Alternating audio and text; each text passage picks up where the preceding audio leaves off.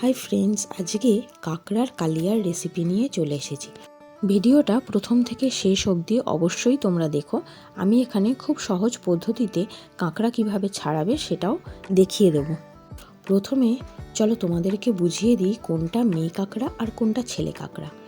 এই যে কাঁকড়াটা দেখছো, দেখো নিচের পোর্শনটা অনেকটা চওড়া হয়ে রয়েছে, সেটা হলো মেয়ে কাঁকড়া।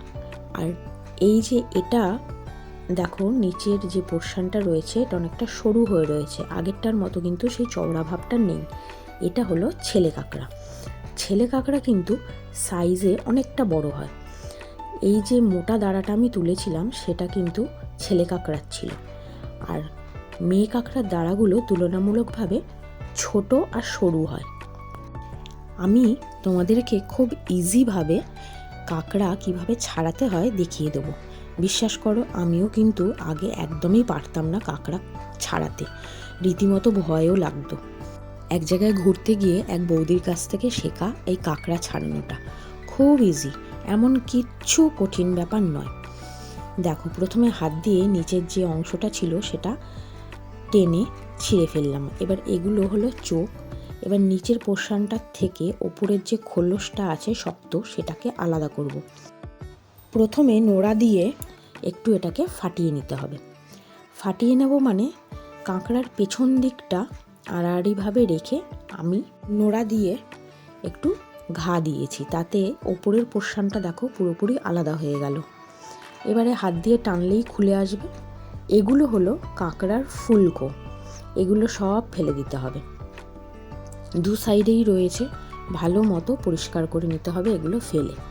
আর মাথার দিকে রয়েছে এগুলো চোখও ফেলে দিতে হবে। এবার এর মধ্যে যে মাঝখানের পোর্শনটা রয়েছে এটা হলো কাঁকড়ার ঘিলু, বা এর মধ্যেই থাকে কাঁকড়ার ডিম। যেগুলো ফেলে দেওয়ার সেগুলো ভালো মতো ফেলে এটাকে পরিষ্কার করে নিতে হবে। এবার খোলাটার মধ্যে দেখো বেশ কিছুটা মাথার ঘিলু রয়ে গেছে, এগুলোকেও বার করে একটা বাটিতে আলাদা করে রেখে দেবো। উপরের খোলসটার কিন্তু আর কোনো কাজ নেই, এটা ফেলে দিতে হবে। আরেকটা কাঁকড়াও তোমাদেরকে দেখিয়ে দিচ্ছি। দেখো এই যে পোর্শনটা কীরকম হাত দিয়ে টানলাম আর খুলে গেল। এবারে শিলনোড়াটা দিয়ে আবারও একটুখানি মেরে এখানটা আলগা করে নেব। তারপরে এরকম খুব ইজি, হাত দিয়ে একটু টানলেই এটা খুলে চলে আসবে। এই দেখো, এই যে ইয়েলো কালারের দেখছো, এটা হলো কাঁকড়ার ডিম। ফুলকোগুলো ফেলে দিচ্ছি। ফুলকোগুলোর মধ্যে ময়লা থাকে, ভালো করে ছাড়িয়ে পরিষ্কার করে নিতে হবে। এর মধ্যেই কাঁকড়ার মাংসলো জিনিসটা থাকে, আর এই যে খোলসটা রয়েছে এর মধ্যে থেকে এই ঘিলুটা ডিমটা পুরোটাই বার করে নেব। দেখো আমার সব কাঁকড়াগুলো ছাড়ানো হয়ে গেছে। এদিকে ঘিলুগুলোকে আলাদা করে রেখেছি, আর দাঁড়াগুলো যেগুলো মোটা দাঁড়া ছিল ছেলে কাঁকড়ার, সেগুলো হালকা করে মেরে একটু ফাটিয়ে নিয়েছি, না হলে কিন্তু ওর মধ্যে নুন মশলা ঢুকবে না। ছোটোগুলো কিছু করার প্রয়োজন নেই, সব কিছু ভালো মতো নুন হলুদ মাখিয়ে আমি রেখে দিয়েছি। অন্যদিকে কড়াইতে সর্ষের তেলে আলু কেটে ভালো মতো ভেজে তুলে নিয়েছি। এবারে প্রথমে কাঁকড়ার দাঁড়াগুলো ভেজে নেব।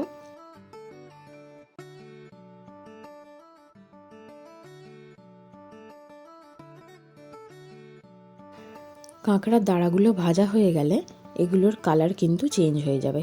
দেখুন কীরকম লালচে রঙের হয়ে গেছে। বেশি কড়া করে ভাজার কোনো প্রয়োজন নেই। কাঁকড়ার দাঁড়াগুলো ভেজে তুলে নিয়ে এরপরে কাঁকড়ার মাথাগুলো ভেজে নেব। মাথাগুলো দিয়ে কিন্তু বেশি নাড়াচাড়া করা যাবে না, তাহলে ভেঙে যেতে পারে। আপনারা চাইলে এই কাঁকড়ার মাথাগুলো হাফ করে কেটেও দিতে পারেন, আমি এখানে গোটা রেখেছি। কাঁকড়ার সব কিছু ভাজা হয়ে গেছে। এবারে গ্রেভিটা তৈরি করে নেব।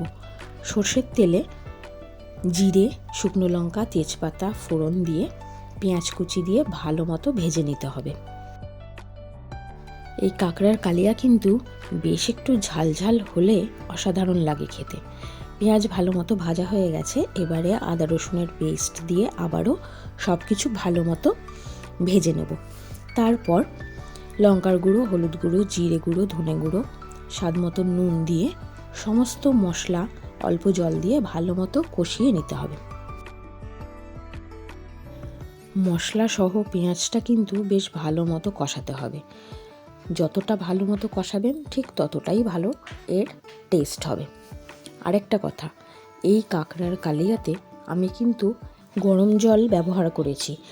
গরম জল রান্নায় ব্যবহার করলে কিন্তু রান্নার টেস্টটা আরও বেশি ভালো লাগে। মশলা সহ সব কিছু কষে যাওয়ার পরে পরিমাণ মতো জল দিয়ে তাতে আলু দিয়ে বেশ কিছুক্ষণ ফুটিয়ে নিতে হবে।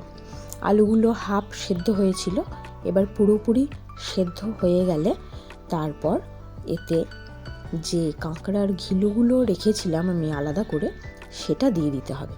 বেশ কিছুক্ষণ ফুটিয়ে নিতে হবে। এই কাঁকড়ার ঘিলুটা যখনই ঝোলের মধ্যে পড়বে তখনই কিন্তু এর গন্ধটাই পাল্টে যাবে।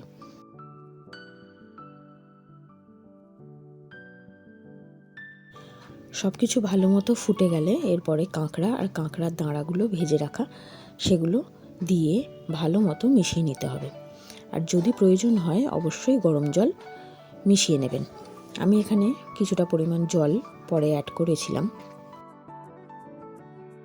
ভালো মতো সব কিছু ফুটে উঠলে আর আলু ও কাঁকড়া সব সেদ্ধ হয়ে গেলে সব শেষে গরম মশলা গুঁড়ো দিয়ে ভালো মতো মিশিয়ে নাবিয়ে গরম গরম পরিবেশন করুন কাঁকড়ার কালিয়া। ধোঁয়া ওঠা গরম ভাত আর সাথে ঝাল ঝাল কাঁকড়ার কালিয়া, আর কি চাই। অবশ্যই রেসিপিটা ট্রাই করবেন আর আমাকে জানাতে কিন্তু ভুলবেন না।